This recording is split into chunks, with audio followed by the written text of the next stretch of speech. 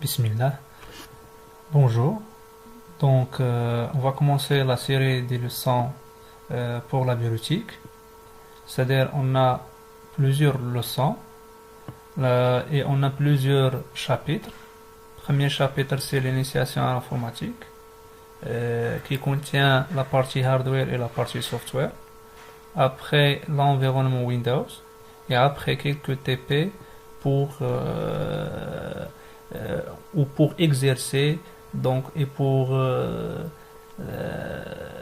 maîtriser les outils qui se trouvent dans Microsoft Windows. Et après, deuxième chapitre, c'est Microsoft Word, c'est-à-dire quelques présentations et après les TP. Et troisième chapitre, c'est Excel. Et quatrième chapitre, c'est PowerPoint. Cinquième chapitre, c'est Access. Bon, ça c'est aujourd'hui, donc on va commencer par l'initiation à l'informatique. Et pour l'initiation à l'informatique, on va commencer par la partie hardware. On va commencer par la définition de Microsoft. Désolé, donc on va commencer par la définition de l'informatique. L'informatique en général, elle se compose de deux mots. Bon, info, c'est l'information, c'est l'idée. Et matique, c'est-à-dire l'information d'une manière automatique, c'est-à-dire d'une manière automatique. L'informatique, donc, c'est l'information automatique. La définition d'informatique, c'est une définition très simple. L'informatique, c'est la même chose, c'est une science comme les autres sciences. Donc, c'est une science comme les autres sciences, comme mathématiques, physique, sciences humaines, etc. Donc, pour objectif, c'est de traiter les informations d'une manière automatique. C'est une science, l'informatique, c'est une science qui traite les informations d'une manière automatique et rationnelle. Donc, on va traiter ces informations par quoi? Par des machines. Ces machines-là, donc, sont des machines programmables qui s'appellent les ordinateurs. Bon, la définition, c'est l'informatique, c'est une science qui traite les informations d'une manière automatique par des machines qui s'appellent des ordinateurs. Bon, donc il faut définir c'est quoi un ordinateur. Donc on a discuté que l'informatique, donc il traite les informations avec une machine qui s'appelle l'ordinateur. Mais donc il faut définir c'est quoi l'ordinateur. Un ordinateur, c'est une machine. On a déjà dit que c'est une machine. Donc la nature de cette machine-là, donc est-ce qu'elle est plastique? C'est une machine électronique. C'est une machine électronique. Bon, c'est une machine électronique. Donc, pour objectif, c'est de traiter les informations, et généralement, elle se compose de trois éléments. Donc, l'essentiel, c'est un téléviseur qui s'appelle écran et un clavier qui est relié pour discuter et pour communiquer avec l'ordinateur, qui est donc un clavier qui est relié avec une boîtier qui s'appelle l'unité centrale. Donc les trois éléments essentiels pour l'ordinateur, c'est l'écran, un clavier pour communiquer et ce qu'on appelle l'unité centrale. Bon, l'unité centrale, donc pour le fonctionnement d'un ordinateur, on a besoin de deux parties. C'est la même chose que une voiture et un chauffeur. C'est-à-dire, on a deux parties. La partie matérielle, tout ce qui est hardware, etc., tout ce qui on peut toucher avec les mains, etc. Et la deuxième partie, c'est un chauffeur. C'est lui qui guide la voiture de faire une trajectoire prédéfinie. Bon, la même chose que l'ordinateur, on a besoin de deux parties. La partie matérielle, tout ce qui est hardware, et la partie software, tout ce qui est logiciel. On va commencer par la partie hardware. Donc, un ordinateur en général, c'est une machine inintelligente, c'est-à-dire qu'il ne peut rien faire sans lui indiquer les étapes à suivre pour faire une ou plusieurs tâches. C'est-à-dire, pour faire une ou plusieurs tâches, il faut guider l'ordinateur de faire ces tâches-là externes.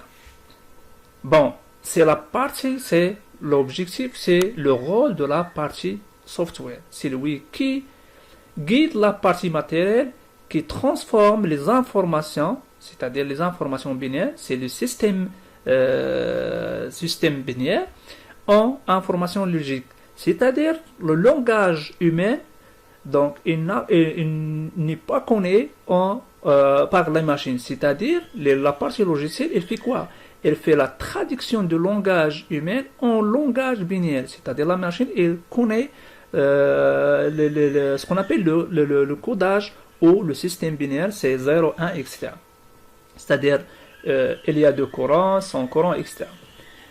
Bon, ça c'est pour le fonctionnement d'un ordinateur. On va discuter, on a déjà dit qu'un ordinateur il se compose de trois choses. Écran, c'est pour l'affichage.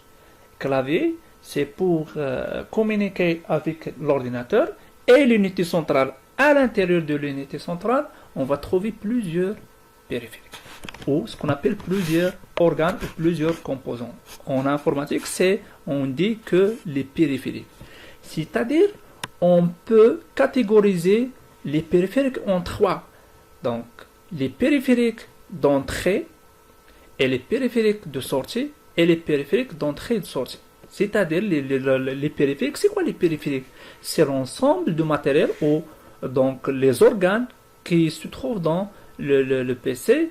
Donc, c'est un organe d'entrée ou sortie relié à une unité centrale par des lignes de transmission appelées du bus, etc.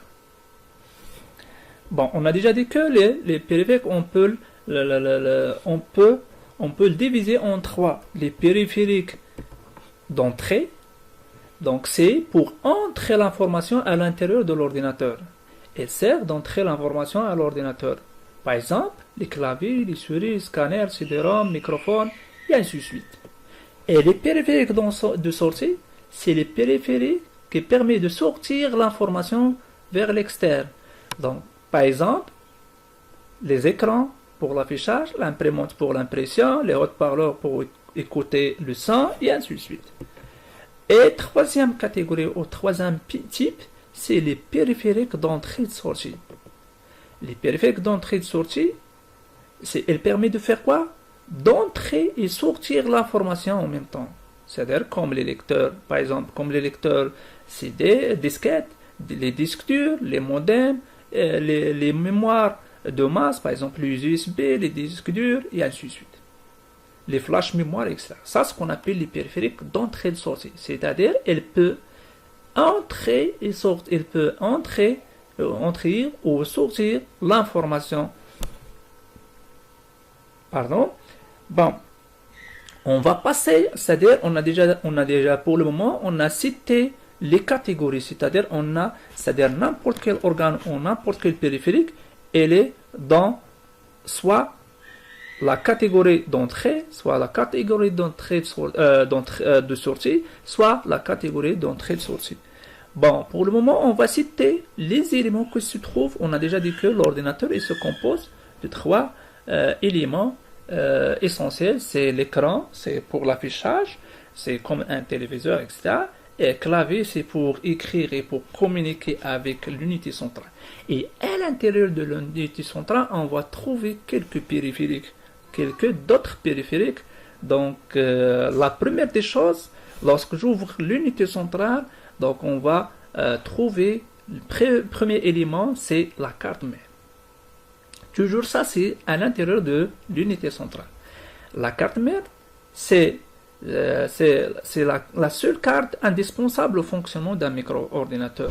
Elle comporte les principaux circuits. C'est sur cette carte que sont connectés les autres éléments. C'est-à-dire, c'est une carte qui rassemble tous les périphériques d'un ordinateur. C'est-à-dire, n'importe quel périphérique, il est connecté vers la carte mère. N'importe quel périphérique qui est utilisé dans l'ordinateur, il est connecté à la carte mère. C'est la même chose que les cartes mères. Donc, ce qu'on appelle n'importe quel, toutes les machines, etc., électroniques, et toujours, on trouve les cartes mères. La même chose pour les PC, les portables, etc. On a la carte mère qui rassemble tous les périphériques ou tous les organes qui se trouvent dans la machine, etc. Bon, ça c'est la carte. Il y a plusieurs caractéristiques. Donc, c'est-à-dire, on peut faire la différence entre les cartes mères. C'est-à-dire, il y a des caractéristiques. La première caractéristique, c'est la marque. C'est-à-dire, on a la marque Asus, on a la marque, par exemple, Intel, etc. C'est-à-dire, on a des marques différentes, etc. Deuxième caractéristique, c'est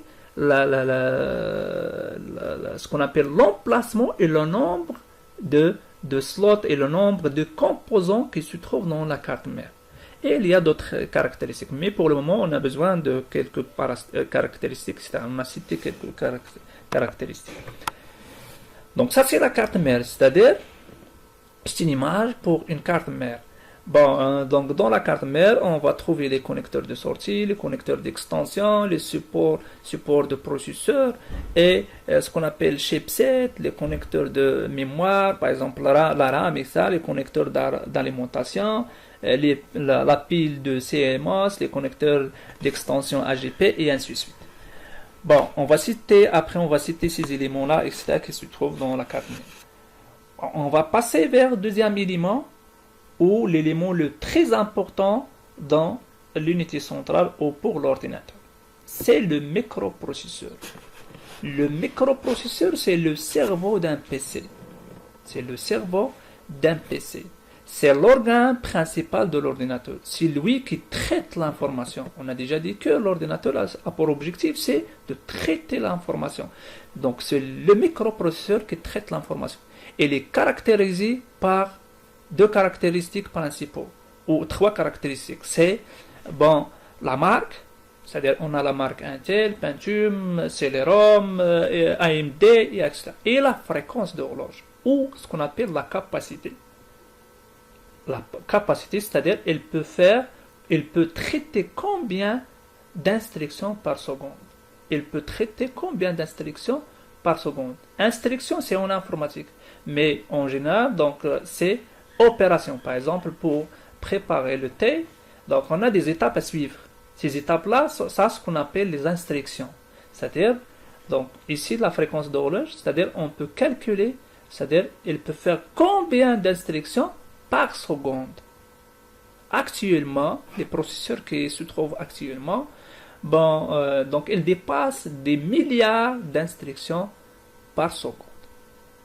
C'est-à-dire, les microprocesseurs, c'est lui qui détermine la Pentium, par exemple. Est-ce qu'il est Pentium 1, Pentium 2, Pentium 3, Pentium 4, est-ce qu'il est corps de duo, et 3, et 5, et 7, et ainsi de suite. Bon, ça, c'est les microprocesseurs. Bon, ça, c'est un microprocesseur Core i7.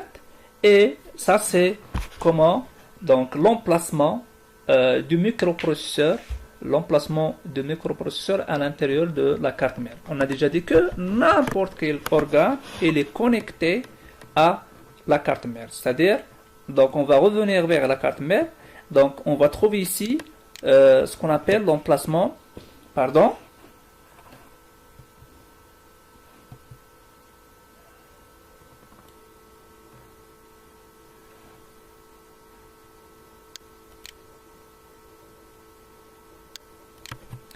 Bon, on a déjà dit que ici, donc n'importe quel périphérique il est connecté à la carte mère. Ça c'est le support de processeur, c'est-à-dire les sockets. Ça c'est ce qu'on appelle les sockets. C'est l'emplacement où on peut mettre un microprocesseur. On va revenir, on a déjà dit que, donc regardez ici, ça c'est l'emplacement, c'est ce qu'on appelle socket externe. C'est l'emplacement qu'on peut mettre le microprocesseur. C'est-à-dire on a une méthode de monter ou de mettre le microprocesseur, etc. Donc il faut le connaître avant de mettre le microprocesseur. Bon, ça c'est l'emplacement. Regardez, ça c'est le socket externe. Bon, on passe vers d'autres choses, ce qu'on appelle les mémoires. On a déjà dit que, par exemple, les mémoires, on a plusieurs types de mémoire à l'intérieur d'un PC ou d'un ordinateur. On a la mémoire cache, c'est une caractéristique pour les microprocesseurs. On a déjà dit que, par exemple, pour les caractéristiques d'un microprocesseur, on a la marque, la fréquence d'horloge, et on peut l'ajouter ce qu'on appelle la mémoire cache. C'est une mémoire donc, qui se trouve dans les microprocesseurs. C'est une mémoire qui permet de faire quoi? De sauvegarder quelques informations. Bon, on a déjà dit que c'est la mémoire cache, c'est une caractéristique qui se trouve dans le microprocesseur. C'est une mémoire qui contient des informations donc avant et après le traitement par le microprocesseur.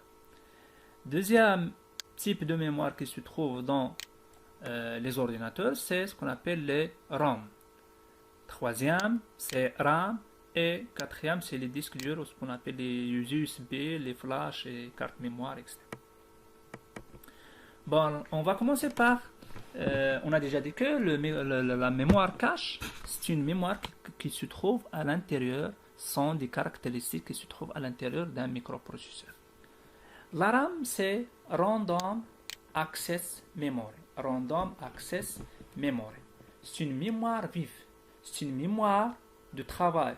C'est-à-dire, c'est une mémoire qui stocke des informations temporaires. C'est donc temporaire avant et après le traitement par le microprocesseur. C'est-à-dire, avant de traiter les informations par le microprocesseur, elle va donc me sauvegarder. On va sauvegarder des informations dans la mémoire RAM. Et après le traitement par le microprocesseur, on va sauvegarder des informations. Par exemple, lorsque je travaille avec un document Word, etc., je fais la saisie, etc., mais hop, on n'a pas de courant, c'est-à-dire on a un problème sur le courant, etc. Est-ce que je peux trouver ces informations-là lorsque j'allume pour la deuxième fois l'ordinateur? Donc on ne peut pas trouver ces informations-là. C'est-à-dire ces informations-là, elles se trouvent, elles se trouvent dans quel emplacement? C'est dans la RAM. Lorsque j'éteins mon ordinateur, la RAM, donc elle sera vide. C'est-à-dire, ça c'est des types de mémoire, etc., des barres de mémoire. Ça c'est pour les PC portables. On a plusieurs catégories, etc. Et ça c'est pour les PC bureaux, etc. On a les DDR1, DDR2, 3 et DDR4, etc. Bon, deuxième ou troisième type de mémoire qui se trouve dans l'ordinateur, c'est RAM. Read Only Memory. Mémoire à lecture seule, ou ce qu'on appelle mémoire morte.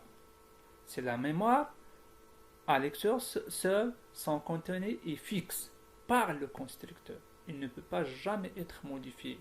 Ça c'est pour les anciennes versions, etc. C'est-à-dire, il contient des informations fixes.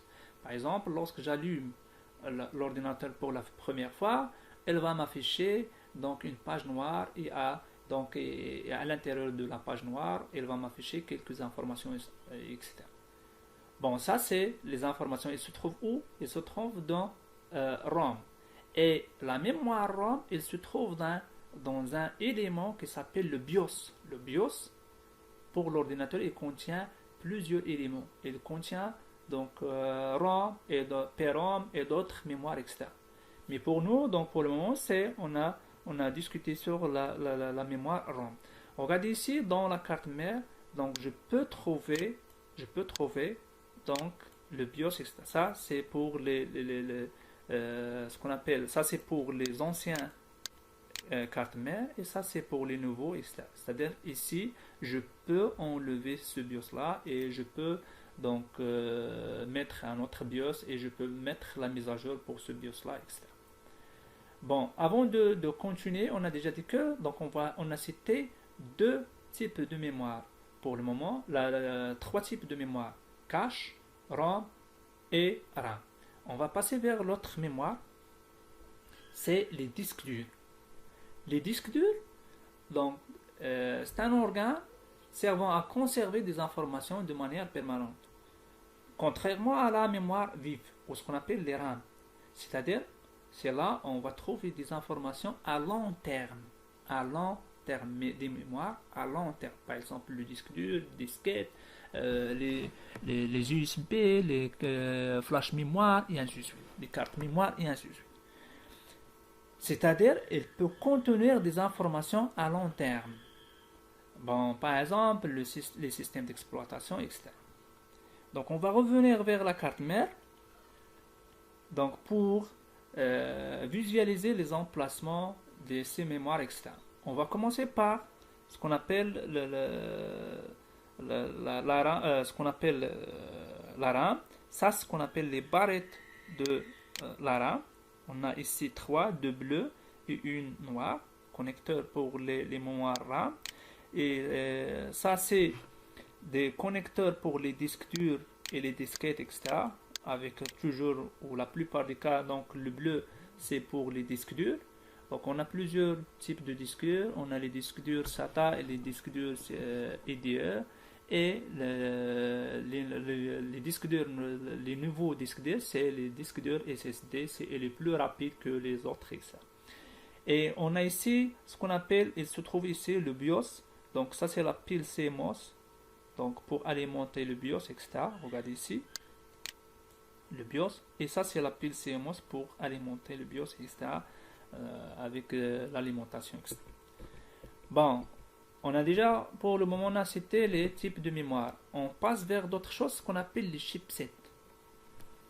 Les chipsets, elles permettent de faire, c'est un composant de circuit, c'est-à-dire, elle est chargée de coordonner les échanges de données entre les drivers, ce qu'on appelle les composants de l'ordinateur, microprocesseur, etc.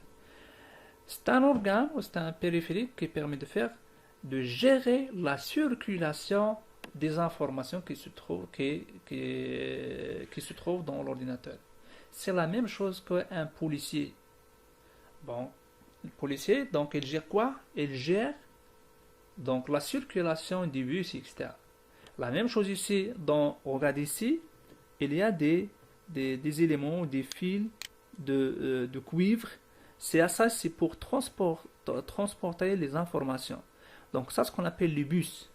Bon, les chipsets, elles permettent de faire quoi? De gérer la circulation des informations qui se trouvent dans ces bus-là, etc. On a deux types de chipsets. On a chipset nord et chipset sud. Chipset nord, elle gère quoi? Elle gère les informations ou les informations qui circulent entre la mémoire RAM et le microprocesseur. L'échange entre les informations qui circulent vers la RAM, vers le microprocesseur subit. Et chipset sud, elle gère les informations qui circulent vers ce qu'on appelle les informations qui circulent vers l'externe.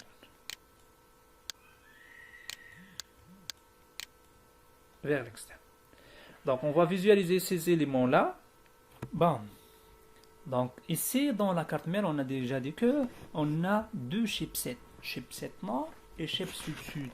Donc chipset nord, elle gère les informations qui circulent entre le microprocesseur, ça c'est l'emplacement du microprocesseur, et ça c'est la RAM. C'est-à-dire on va trouver ici, ça c'est chipset nord. Donc elle est sous l'élément, donc ça c'est pour le refroidissement. Et chipset sud, elle se trouve ici, bon, vers la sortie des extensions, etc. Et elle est ici. Ça c'est chipset sud. C'est bon? Ça c'est chipset sud. Bon, on va revenir vers l'autre organe ou l'autre périphérique. Ça c'est les chipsets. Bon, les connecteurs. Les connecteurs d'extension, c'est-à-dire, je peux, pour les connecteurs, ce qu'on appelle en anglais, c'est le slot, sont des cartes offrant de nouvelles fonctionnalités ou de meilleures performances à l'ordinateur. Il existe plusieurs sortes de connecteurs. C'est-à-dire, on a les connecteurs ESA, comme ça. Les anciens, ça c'est les anciens connecteurs d'extension. C'est-à-dire, connecteurs d'extension, c'est-à-dire, je peux ajouter des choses pour l'ordinateur. Bon, ça c'est les extensions. On a deuxième type, c'est les extensions PCI. Toujours, on va trouver ce qu'on appelle les connecteurs d'extension ou ce qu'on appelle les slots PCI avec la couleur blanc. Et on a les slots AGP. Donc, ça c'est les slots AGP, c'est marron, etc. Pour les slots ESA, c'est en noir. La plupart des cartes graphiques, c'est-à-dire lorsqu'on a par exemple, on a besoin d'ajouter une autre carte graphique pour l'ordinateur, ça dépend pour le problème, c'est-à-dire est-ce que mon carte graphique il est défectueux, etc. Je peux acheter une carte graphique et je peux monter ici. Donc la plupart, mais il y a des cartes graphiques PC, mais la plupart des cartes graphiques c'est AGP. C'est-à-dire on peut ajouter une carte d'extension et on peut le monter ici vers l'externe et comme ça je peux utiliser une carte graphique externe. Les cartes d'extension PC et ISA c'est les anciens, mais pour le moment la plupart c'est PC ou PC Express externe.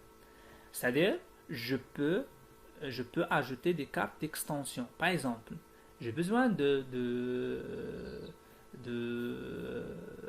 monter, par exemple, une carte satellite. C'est-à-dire, elle permet de faire quoi? Carte satellite, elle permet de... C'est la même chose qu'un numérique donc, de télévision, etc. C'est-à-dire, je peux brancher avec le parabole et je peux visualiser des chaînes, etc. La même chose, je peux ajouter des cartes d'extension pour, par exemple, des USB. On n'a pas des USB, par exemple, pour les anciens PC, on n'a pas des USB. Je peux acheter une carte qui contient des USB, les connecteurs USB, et je peux l'ajouter, et ainsi de suite. Ça, c'est pour ajouter d'autres fonctionnalités ou pour une meilleure performance pour l'ordinateur externe. Ça, c'est les extensions. Toujours, ça, c'est une carte mère qui contient 3 types d'extensions. Ça, c'est les anciennes extensions, connecteurs d'extension. Et ça c'est PCI et AGP. Les connecteurs d'entrée et de sortie.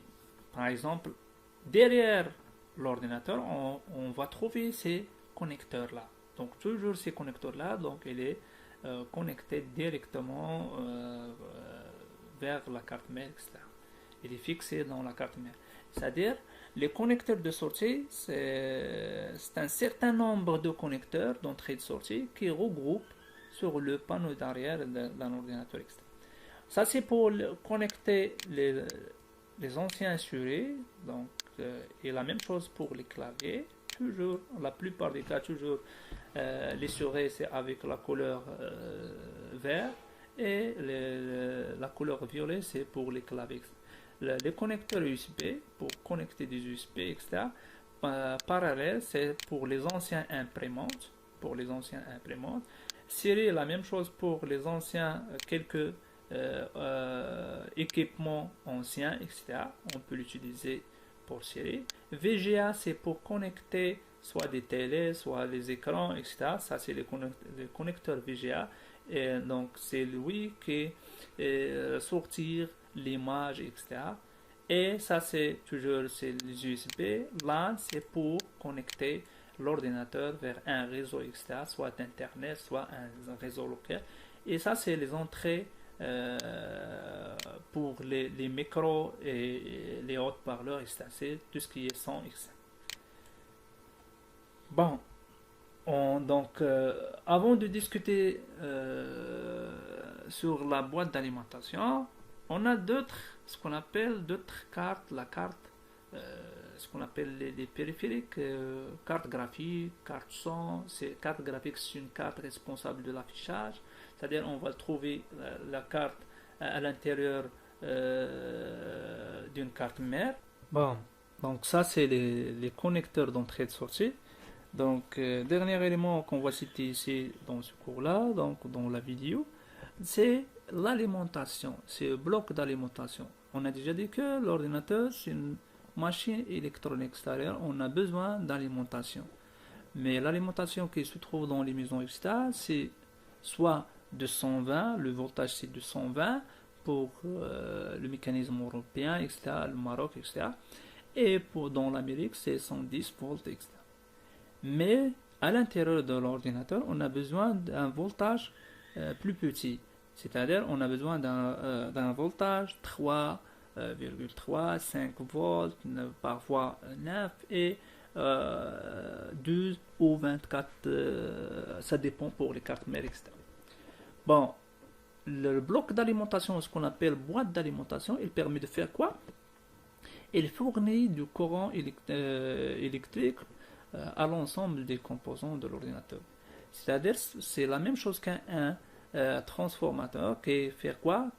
de transformer le courant de 220, par exemple, vers les sorties qu'on a besoin, c'est 3 volts, par exemple, 3,3 je pense, 5 volts parfois, et parfois on peut trouver 9 volts et 12 volts.